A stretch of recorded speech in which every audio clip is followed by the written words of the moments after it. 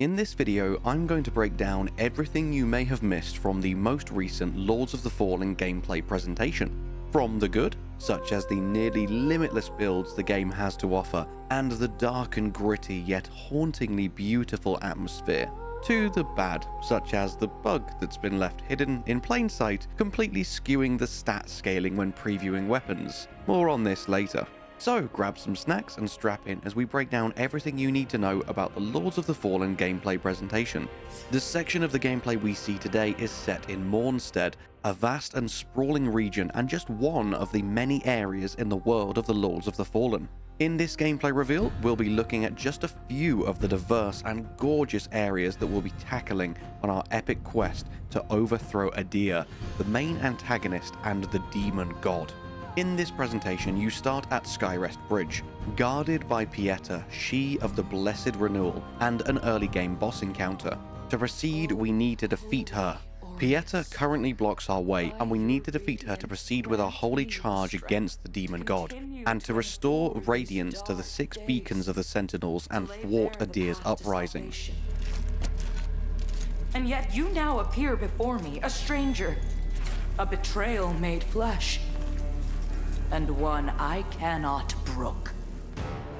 As we begin the fight, we are told that melee, magic, and ranged abilities are seamlessly interwoven, and alongside standard attacks, you can choose between catalysts, bows, crossbows, and throwables, mapping up to 4 additional magic and range skills to your controller for immediate access. This makes combat much more fluid as you have all your abilities, items, and spells at your disposal at the press of a button. We are then told, as with most bosses, Pieta has 2 very distinct stages. At first, I thought that this was referencing phased bosses, like when you get her down to half health, phase 2 starts. But then, they throw a curveball, and go on to talk about the fact that death is not the end. And if you are slain in Axiom, the realm of the living, you are reborn in Umbral, the realm of the dead, and have one final chance to survive. So I now believe that this statement is connected to the previous statement, and when it refers to bosses having 2 stages, rather than this being a particular health state that triggers phase 2, it's actually talking about bosses having a different moveset and maybe even a different version if you die, and then having to try and finish the encounter in Umbral, the realm of the dead. And this could open up a whole realm of possibilities. Excuse the pun.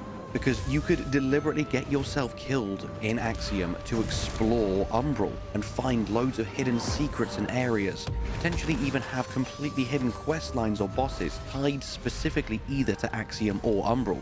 At this point, now that Pieta has been defeated, we are then shown how to spawn a vestige seedling. This is essentially a site of grace or a bonfire or whatever you want to call it. And there are many places in the world where you can spawn one. However, we are advised that this comes at a significant resource cost. It isn't made clear what resource this requires or how much it may detriment your gameplay if you do this too often, but it is at these vestige seedlings that you can then change between Axiom and Umbral, which does confirm 2 entirely unique worlds, both with their own enemies, secrets, treasures, and bosses. And if you want to explore the whole game, you effectively have to go through every area twice in both the realm of the living and the dead.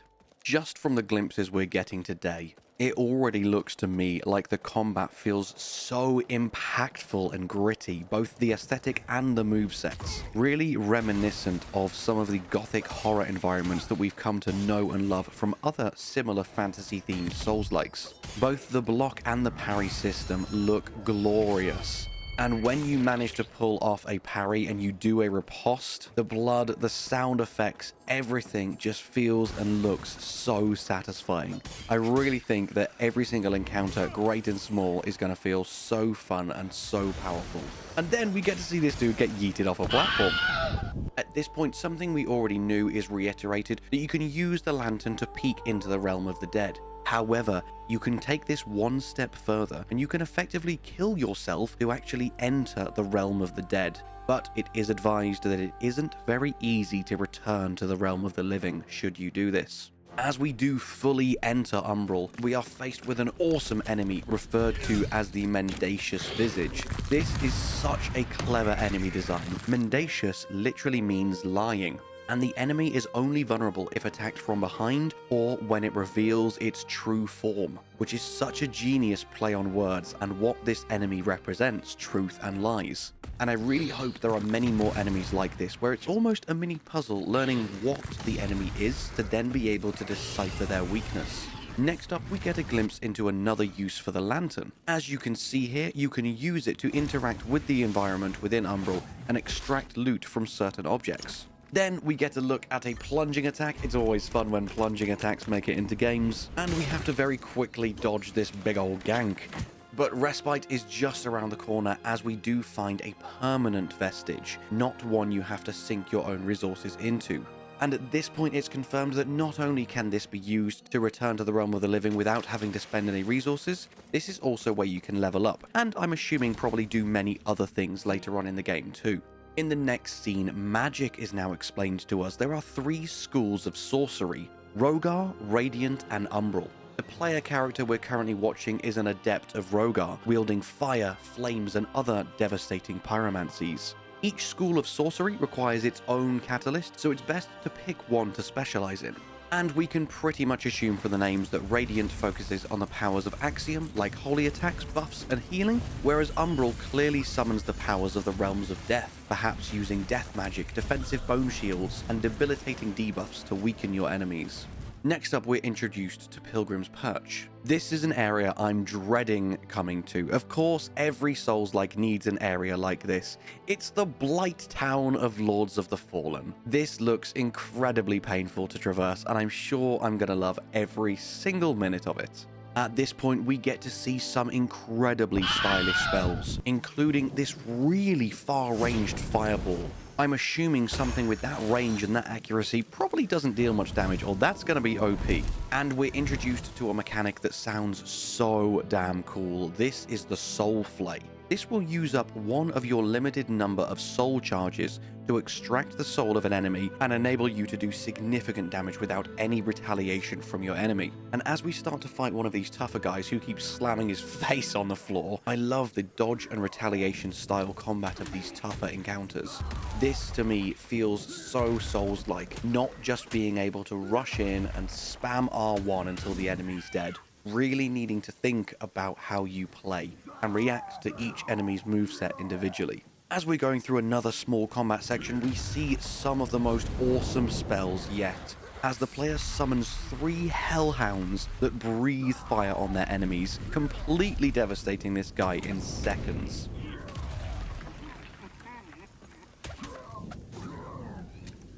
And once again, now we see another awesome use of sacrificing yourself to switch between realms, revealing a whole world that was hidden to us just moments ago. And as we continue on, it appears as though it's going to be very important to save a few of your soul charges. As we see here, they can be used to manipulate the environment and traverse areas that were previously inaccessible. And it's here that we finally get a brief glimpse at the menus. So let's pause and deep dive on what we see. Firstly, it looks as though you can have up to 3 weapons equipped at any one time that you'll be able to cycle through in the heat of combat, along with 5 abilities bound to RB, RT, Y, X, and A.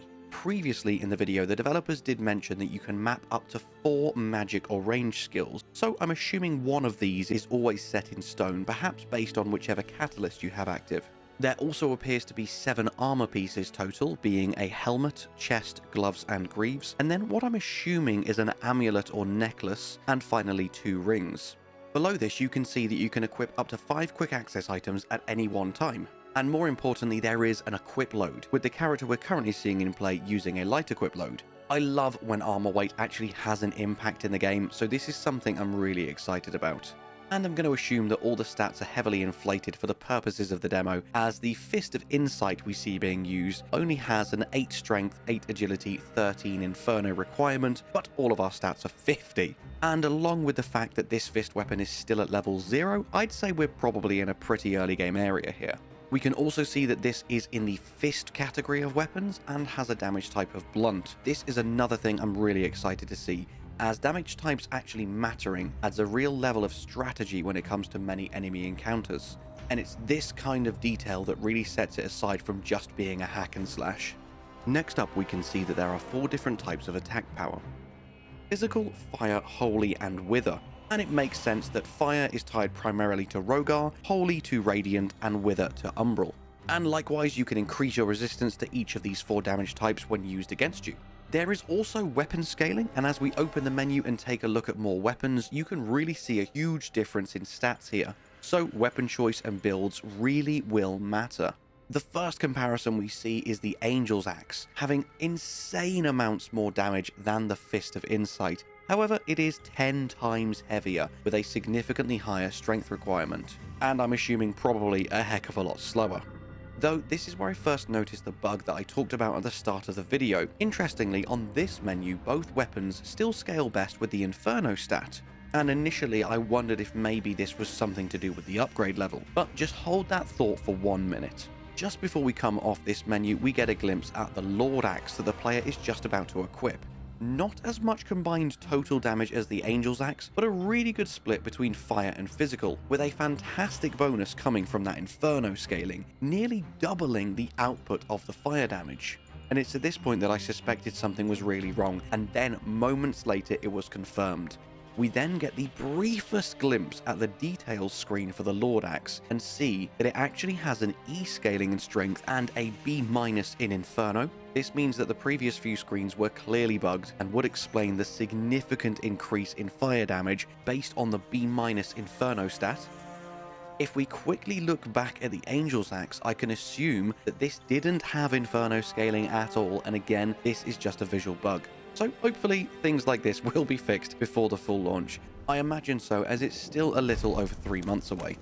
As we jump back into the fight, you can see the real weighty feel of this massive axe, knocking enemies around with ease, even pushing this guy off the ledge with immense force. Though it is obviously extremely slow and definitely a weapon you need to be much more cautious with and learn to not overextend yourself. Next up, we find ourselves in Lower Calrath, an ever-burning district renowned for its displays of barbarity. And we are immediately faced with a dual-wielding enemy, very reminiscent of one out of Neo. I love the aesthetics of this enemy and just the area overall. This looks really, really cool.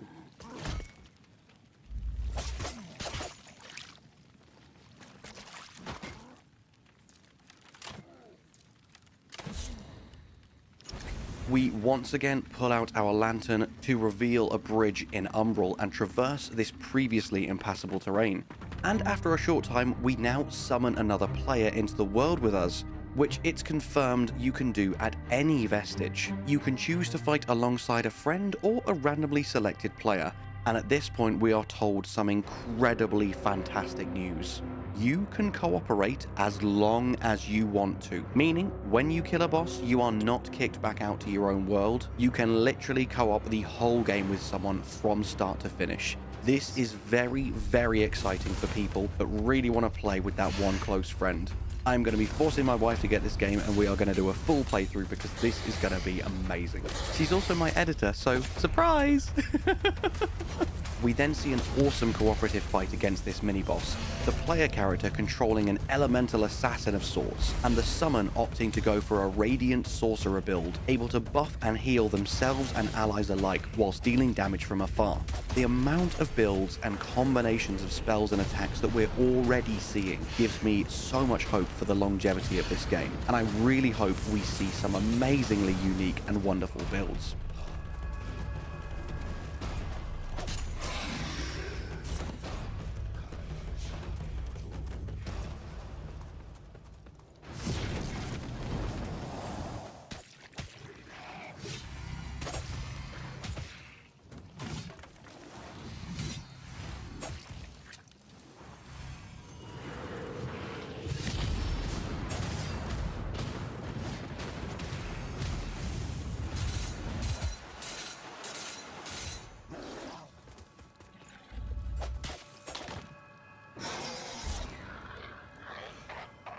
As we move slightly forward ahead in the footage, we see the summon pointing up to show the player something, and then they get ganked. Absolutely classic Souls gameplay. I hope we see much of this in our own playthroughs as well. Now, yet another gameplay mechanic is revealed to us as we see our way forward is blocked by an umbral entity. And it's explained that we have to enter the realm of the dead to locate its tendrils and use our lantern to expel the source of its power and clear the path.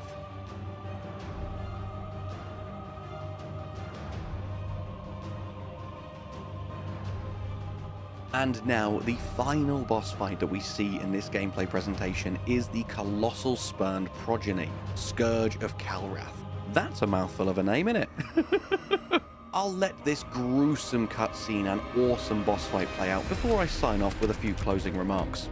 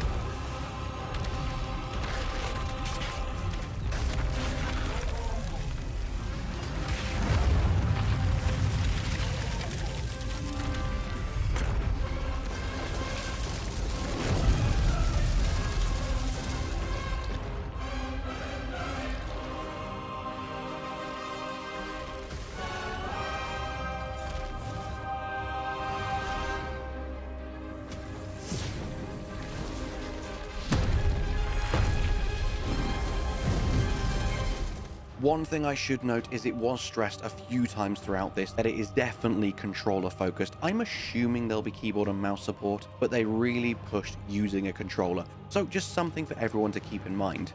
Overall, aside from that one little visual glitch I found, everything I've seen today, honestly everything, looks glorious. I really am looking forward to this game incredibly. I hope it has as much to offer as it appears to. Please let me know your thoughts and opinions as well. Is this one you're grabbing? Has this swung you one way or the other? I'm really genuinely interested to know. That's it from me for this one. Go and check out my previous Lords of the Fallen videos if you haven't already, that cover some of the other things that have already been revealed to us. And all that's left for me to say is thank you so much for watching. I hope you have an amazing day, and I'll see you in the next one.